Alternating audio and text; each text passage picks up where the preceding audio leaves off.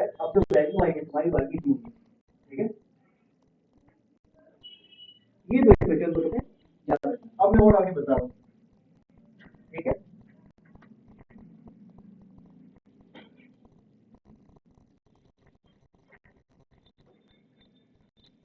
जब कोई सैटेलाइट जब घूम रहा है या हमारी जो इलेक्ट्रॉन जो घूम रही है ऑर्बिट पे, उसके पास पहली बात तो वेलोसिटी है उस ऑर्बिट पे, उसके पास काइनेटिक एनर्जी होगी, प्लस उसके पास पोटेंशियल एनर्जी होगी, और उसको जब टोटल करोगे, टोटल एनर्जी क्या होता है, kinetic energy plus potential energy, potential yes energy can be negative, है ना।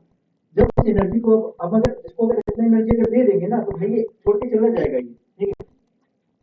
हो गया इतना हो गया। हाँ,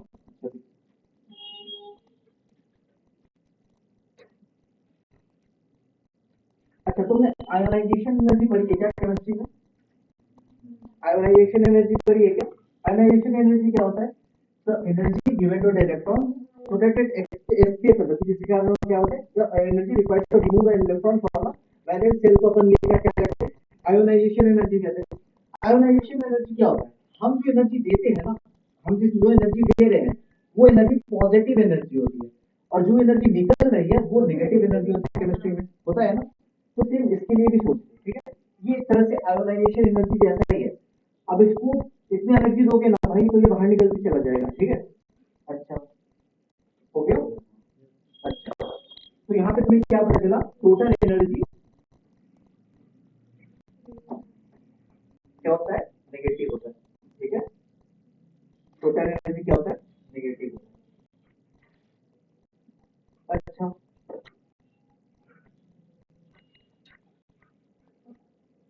इस पूरे इक्वेशन को तुम एक बार देखा ध्यान से,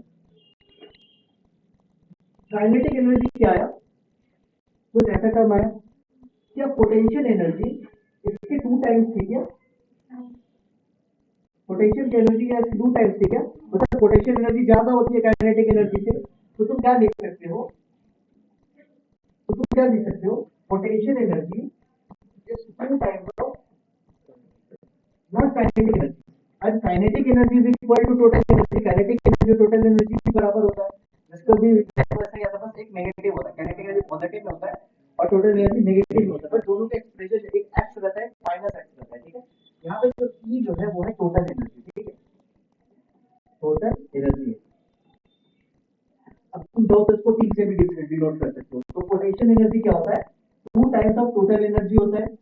अच्छा, और काइनेटिक एनर्जी क्या होता है, काइनेटिक एनर्जी क्या होता है, काइनेटिक एनर्जी से नेगेटिव ऑफ टोटल एनर्जी, जो मैंने ऑलरेडी बताया है ना, ये क्या है टोटल एनर्जी। काइनेटिक एनर्जी का एक्सप्रेशन क्या है, m h स्क्वायर e की power 4 h square h square m square. Total energy के लिए क्या था, बस माइनस ऐड हो गया था, माइनस क्या है, minus m z square z की पावर को m z स्क्वायर e की पावर को divided by 8 h square epsilon not square into n square, ठीक है। तो बस एक नेगेटिव का टर्म ऐड हो गया, तुम्हें ये दोनों एक्सप्रेशन को याद रखना है। कभी-कभी एग्जाम में क्या होगा ना, तुम्हें बोल देगा कि पोटेंशियल एनर्जी जो है वो तुम्हारी 13.6 इलेक्ट्रॉन वोल्ट है, चलो 1.36 इलेक्ट्रॉन वोल्ट है, ठीक है, 1.36 इलेक्ट्रॉन वोल्ट है। टोटल एनर्जी बता दो, पोटेंशियल एनर्जी तुम्हारी इतनी है, बस बाय 2 कर देंगे। अगर बोल दिया कि टोटल एनर्जी तुम्हारी ये है, काइनेटिक एनर्जी बता क्या होगा, टोटल एनर्जी बता, ये नेगेटिव साइड दिया रहेगा, काइनेटिक एनर्जी क्या होगा, 13.6 1.36 इलेक्ट्रॉन वोल्ट है ना। तो ये बात दोनों एक्सप्रेशन को तुम्हें याद रखना है, ठीक है, ये दोनों को याद रखोगे तो बहुत अच्छा रहेगा। अच्छा, अब अपन बात करेंगे हाइड्रोजन के लिए, ठीक है, अब और इसकी बात करेंगे हाइड्रोजन के लिए। जो मिस्टर टाइम्स में बोल रहा था ना, पहले सेल की एनर्जी जो होती है 13.6 इलेक्ट्रॉन वोल्ट, दूसरे की -3.5, फिर तीसरे की 1.65, ऐसे से करके अब आगे का दिखेगा। तो मैं तुम्हें अब वो एक्सप्रेशन निकालना दिखाऊंगा, और सबसे बेस्ट होगा कि तुम्हें वो एक्सप्रेशन अगर याद रहे, बस 5 डेटा है, याद रहेगा तो ज्यादा अच्छा रहेगा। एक्सप्रेशन कैसे, for at atom, for at atom, total energy या टोटल एनर्जी का एक्सप्रेशन तो तुम्हें पता ही है, टोटल एनर्जी का एक्सप्रेशन क्या होता है, minus M Z square E की power 4 divided by 8 H square not Z square and Z, ठीक है। तो मेरे को एनर्जी बतानी है, हाइड्रोजन का जो होता है एटॉमिक नंबर क्या होता है 1, तो Z1, इसका मैंने शॉर्टकट ही बताया, जो क्या था -13.6 into Z square by M square, बताया था क्या मैंने, और आंसर किस में आएगा, इलेक्ट्रॉन वोल्ट में आएगा, दिख रहा है आप चीज। चल ठीक, तो सबसे पहले बात करेंगे ग्राउंड स्टेट, ग्राउंड स्टेट। अच्छा, ग्राउंड स्टेट पे एल की वैल्यू क्या होती है, 1 होती है, तो 1 पे इस इक्वेशन पे पुट करना है, -13.6 into Z square by M square, ठीक है। जेड स्क्वायर क्या हो जाएगा, 1 का स्क्वायर, और नीचे में भी 1 का स्क्वायर आ जाएगा, तो क्या आ जाएगा, ग्राउंड स्टेट पे एनर्जी कितनी होती है, -13.6 इलेक्ट्रॉन वोल्ट एनर्जी होती है, ठीक है। अब मेरे को फर्स्ट एक्साइटेड स्टेट की बताइए, नहीं, फर्स्ट एक्साइटेड स्टेट की बताइए, फर्स्ट एक्साइटेड स्टेट की होती है, first excited state, first excited state में क्या होगा, सेम तुम्हारा एन का वैल्यू क्या होगा पहले बताओ, 2 होगा, सेम इस वैल्यू में पुट करना -13.6 into Z square by M square, Z square तो भाई 1 का स्क्वायर तो 1 ही होगा, और नीचे में 4 आ जाएगा, ठीक है, मतलब 2 का स्क्वायर 4 आ जाएगा, तो आपका एक्सप्रेशन आएगा ना, आएगा -3.4 इलेक्ट्रॉन वोल्ट, ठीक है। फिर वो तो सेकंड एक्साइटेड स्टेट, तो एन का वैल्यू क्या हो जाएगा,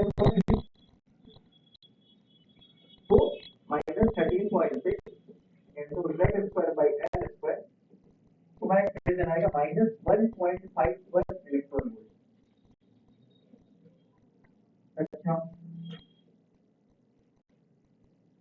थर्ड एक्साइटेड स्टेट, एन का वैल्यू क्या हो जाएगा 4, तो एक्सप्रेशन तुम्हारी क्या आएगी -13.6 into z square by n square तुम पुट करोगे तुम्हारी वैल्यू आएगा -0.85 इलेक्ट्रॉन वोल्ट।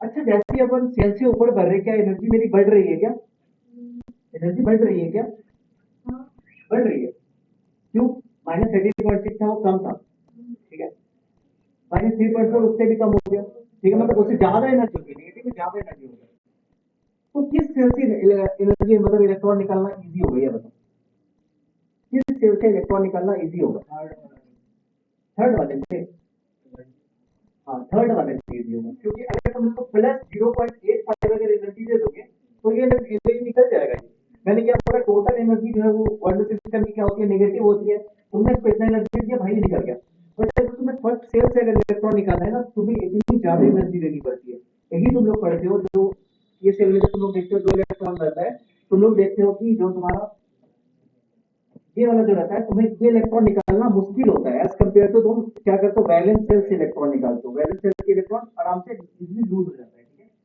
अच्छा और फिर फोर्थ के लिए क्या कर लेगा फोर्थ के लिए क्या था फोर्थ के लिए तुम्हारा वैल्यू आएगा -0.54 इलेक्ट्रॉन ठीक है फर्स्ट में ये चार याद रखता है -13.6 -3.4 -1.51 -0.85 -0.54 ठीक है और ये 5 याद रखें ठीक है हो गया देखना है हाँ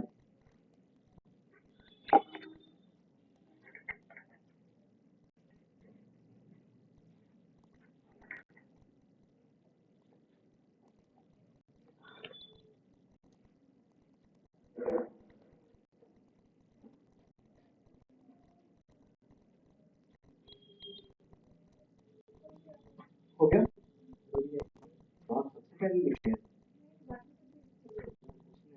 नहीं लिखा